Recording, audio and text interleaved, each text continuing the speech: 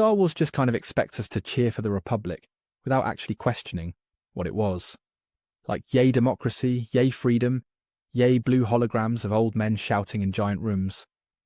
But when you peel it back, the Republic was basically a corporate boardroom with laser swords. And the clones, the actual flesh and blood soldiers, were stuck playing the role of office interns who also happened to be cannon fodder. Think about it.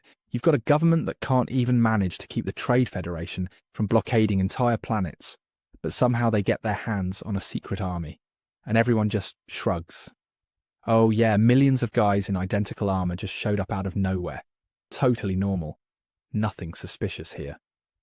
Meanwhile, the Jedi, who are supposed to be all about peace and balance, instantly go full Call of Duty and start leading platoons like it's just another Tuesday. And the clones themselves, man, they deserve so much better. These guys weren't robots. They cracked jokes, gave themselves names, painted their armor, and tried to have personalities in a system designed to erase them. Imagine being born in a lab, told your entire purpose is to die for politicians who probably can't even remember your name. You're not a citizen, you don't get a vote, but congrats, you get a blaster and a guaranteed early grave. It would almost be funny if it wasn't so tragic. You've got Palpatine pulling strings like the galaxy's worst HR manager, the Senate clapping like trained seals every time another war bill gets passed, and the Jedi sitting in the corner, pretending that fighting a galactic war is somehow consistent with their vow of peace. If it weren't Star Wars, you'd swear this was a satire about corporate culture. Honestly, the only difference is that instead of free coffee, you get accelerated aging and a shorter lifespan. The real kicker is how quickly the galaxy forgot about them. When the war was over, clones were tossed aside like last year's iPhone, replaced by stormtroopers who were cheaper and easier to control. No parades, no thank you speeches, not even a discount on Bacta. Just silence, as if millions of lives had been wiped from the record. That's the part that stings the most, the way history tried to erase them the second they were no longer convenient. In this video, we're going to dive into why the Republic never deserved the clones in the first place, how the Jedi failed them, how the Senate used them, and how their loyalty was twisted into the greatest betrayal in Star Wars history. We'll break down the tragedy, the irony, and yes, even the dark humour of it all. Because the story of the clones isn't just background lore, it's one of the most powerful and heartbreaking pieces of the entire saga. When you really think about it, the Clone Wars are one of the strangest conflicts in all of Star Wars. Imagine creating an army of millions of genetically identical soldiers, raising them from birth to obey without question, and then sending them to fight for a government that barely even acknowledges their existence. From the outside, it looks efficient, almost clean, but if you peel back the layers, it's more unsettling than impressive. It makes you wonder who actually benefited from the Republic having clones, and who ended up paying the price. The Kaminoans saw the clones as products, numbers on an assembly line, never as people. The Republic treated them like budget items, debating how much they cost rather than whether their lives mattered. The Jedi accepted their role as commanders without ever asking why a supposedly peaceful order was suddenly leading a manufactured army. It raises the question, did anyone really stop and ask whether this was moral, or was it all just too convenient to challenge? Think about the secrecy around their creation. The Senate didn't vote to commission the army, they were just told it existed. The Jedi didn't uncover the truth until the war was already raging. Even the clones themselves weren't told where they came from, or why their DNA donor was a bounty hunter, known for working with criminals. The whole situation was shrouded in mystery, and yet no one slammed the brakes. It's also curious how the galaxy just went along with it. Citizens cheered the clone troopers as heroes, but did they ever ask who these soldiers were, what they wanted, or if they even had a choice? It's almost as if the Republic wanted the war to feel distant, like entertainment you could tune into on the HoloNet. The people watched battles unfold but rarely questioned the foundation of the system behind it. That's the fascinating thing about the Clone Wars. On the surface, it looks like the Republic fighting for survival, but underneath it's a story of manufactured soldiers caught in a game they never asked to play. It leaves you with the unsettling question, was this war ever about justice, or was it just about control all along?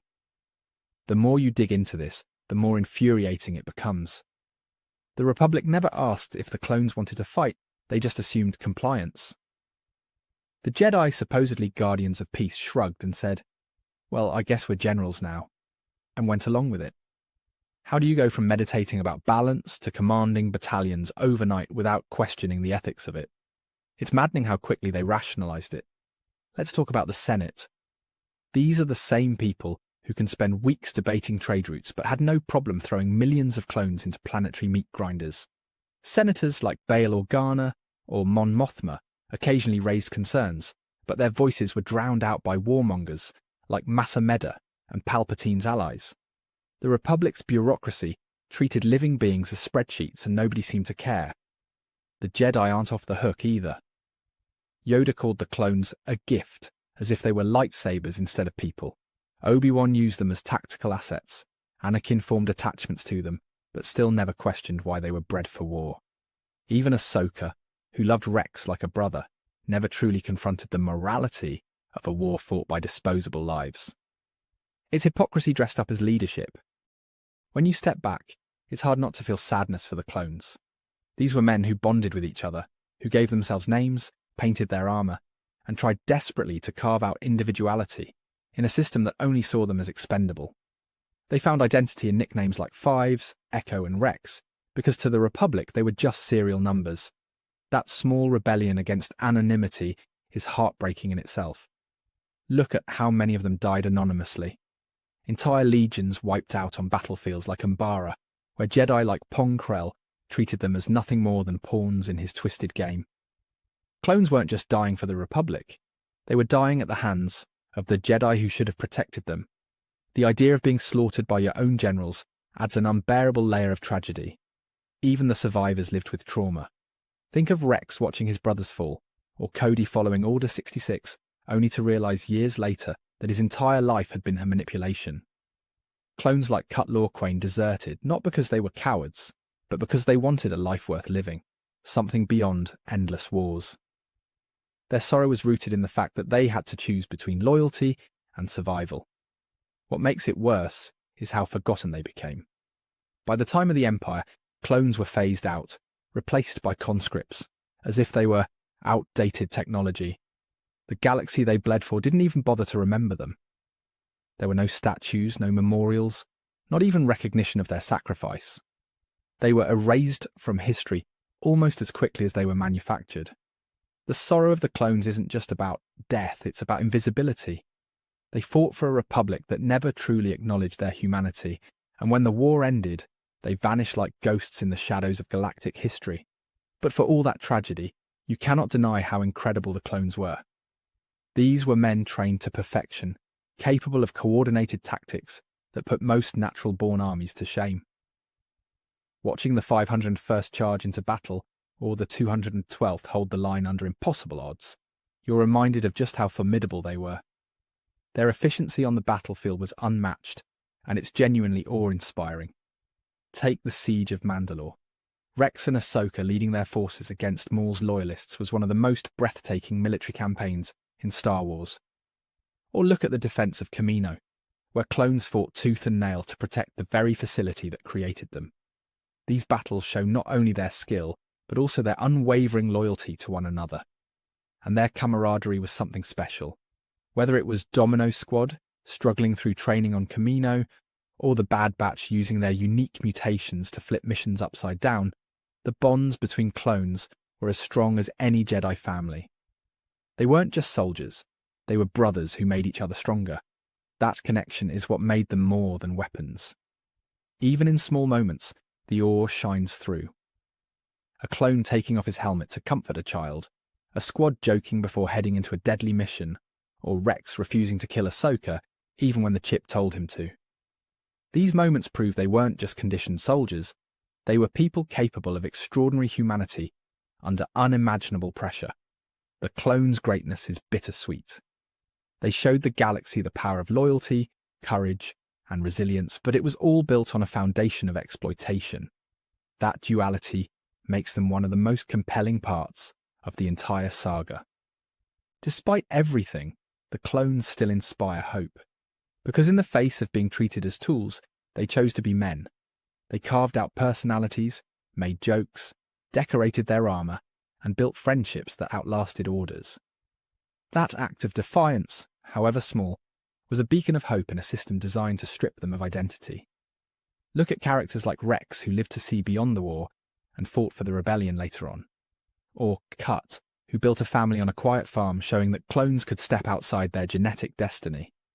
Even Gregor and Wolf found new purpose, fighting alongside Rex long after the Republic had abandoned them. These stories proved the clones weren't bound by programming alone. Hope also came from their relationships with the Jedi, who actually cared. Anakin may have been reckless, but he trusted Rex like a brother. Ahsoka mourned the lives of her clone troops as if they were family. Even Obi-Wan, who rarely wore his heart on his sleeve, respected Cody as more than just a soldier. These bonds gave the clones dignity, even if the Republic itself never did. And in a strange way, their legacy lives on. The Bad Batch continues to fight for freedom in their own way, carrying the spirit of individuality into a new era. Young Omega looks at them not as soldiers, but as family, and that perspective keeps their humanity alive in the galaxy's memory. The fact that these stories exist means the clones weren't entirely erased. The hope lies in remembering them. By telling their stories, by acknowledging their sacrifice, and by treating them as people rather than products, the clones live on in the hearts of fans and characters alike. Their struggle wasn't in vain if it inspires future generations to ask better questions about loyalty, freedom, and choice. At the end of the day, the tragedy of the clones is that they gave everything to a republic that gave them nothing in return. They bled on battlefields from Geonosis to Kashyyyk. They followed orders without hesitation, and when the dust settled, they were discarded like broken droids. Their entire existence was built on manipulation, and their downfall was orchestrated before they were even born. Order 66 wasn't just betrayal, it was the final confirmation that the clones were never seen as human beings. Palpatine flipped a switch, and suddenly the same men who had saved countless lives were turned into executioners. It was the cruelest twist imaginable, a reminder that their loyalty was weaponized against them. That moment cemented their legacy as pawns in a game they never chose to play. But the resolution to their story isn't just sadness, it's reflection. Star Wars forces us to look at the clones and ask ourselves what loyalty really means. Is loyalty noble when it's coerced, or is it only noble when it's freely given? The clones answered that question with their actions, but the Republic answered it with their disregard. The real tragedy is that the Republic never deserved them. The clones represented bravery, brotherhood, and sacrifice, while the Republic represented bureaucracy, corruption, and moral compromise. It was an imbalance that doomed them from the start. The Jedi tried to bridge that gap, but even they were blind to how deep the betrayal ran. Thank you for watching. Be sure to like, subscribe, and hit that share button. My main channel is Critical Analysis Hub, where I post Star Wars content about the movies. My secondary channel is Critical Analysis Hub Plus, where I focus on the shows of Star Wars. And my third channel is Critical Analysis Hub XP, where I post comic books. Be sure to take a moment and check them out. Thanks, and may the Force be with you.